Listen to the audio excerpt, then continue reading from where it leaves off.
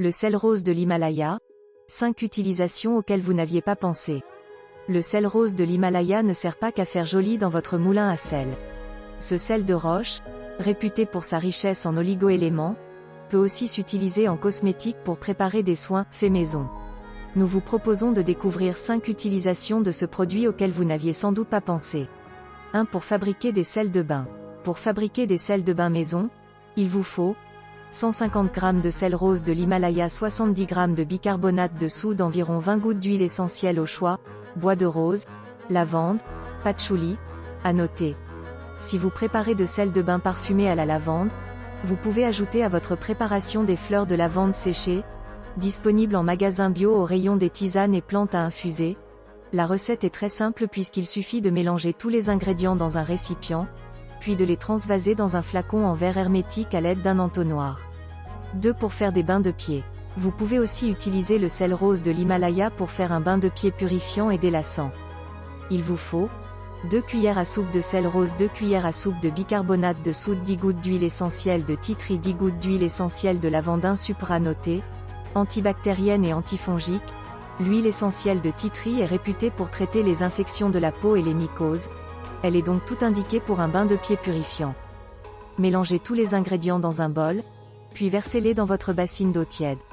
Il ne vous reste plus qu'à y plonger vos petons et à vous détendre. 3. Pour se gommer le corps. Si vous avez l'habitude de faire des gommages corporels à base de sel, pourquoi ne pas profiter en prime des nombreux oligo-éléments contenus dans le sel rose de l'Himalaya? Ce sel de roche est réputé détoxifiant et reminéralisant. Pour préparer un gommage maison pour le corps, utilisez de préférence du sel rose fin. Sinon, le sel de l'Himalaya se présente sous forme de gros cristaux qui peuvent être un peu trop irritants pour les peaux sensibles. Mélangez 2 cuillères à soupe de sel fin de l'Himalaya, 2 cuillères à soupe d'huile végétale, d'amande douce par exemple, 10 gouttes d'huile essentielle au choix, lavande fine pour un effet relaxant, pamplemousse pour un effet détoxifiant et drainant. L'huile essentielle de pamplemousse est réputée pour lutter contre la rétention d'eau. 4. Pour faire des bains de bouche. Vous l'ignoriez peut-être, mais l'eau salée est l'un des meilleurs remèdes de grand-mère pour soulager tous les problèmes de bouche, abcès, gencives enflammées, etc.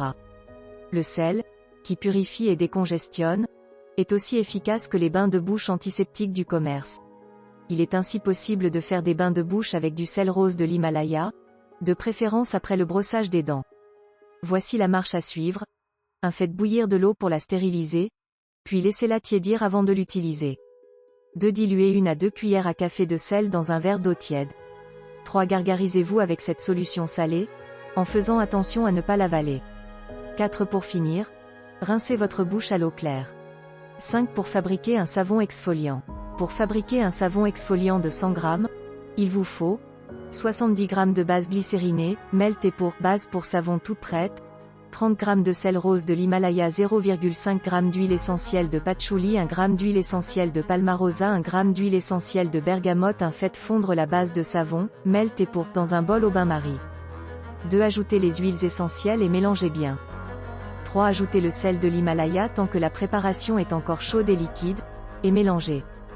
4. Versez la préparation dans un moule à savon, ou un simple moule à muffins en silicone. 5. Laissez durcir le savon avant de le démouler. 6. Conservez-le de préférence dans une boîte hermétique. Bon à savoir, le sel rose de l'Himalaya est bien sûr comestible. Mais, contrairement au sel de mer, il n'est pas iodé. Pour avoir des apports suffisants en iode, ce qui est très important pour votre thyroïde, il est donc conseillé d'alterner sel rose et sel de mer. Et bien sûr, quelle que soit sa couleur, le sel reste du sel et il ne faut pas abuser. Le sel de l'Himalaya contient lui aussi du sodium. Or, les autorités de santé estiment que nous en mangeons déjà trop.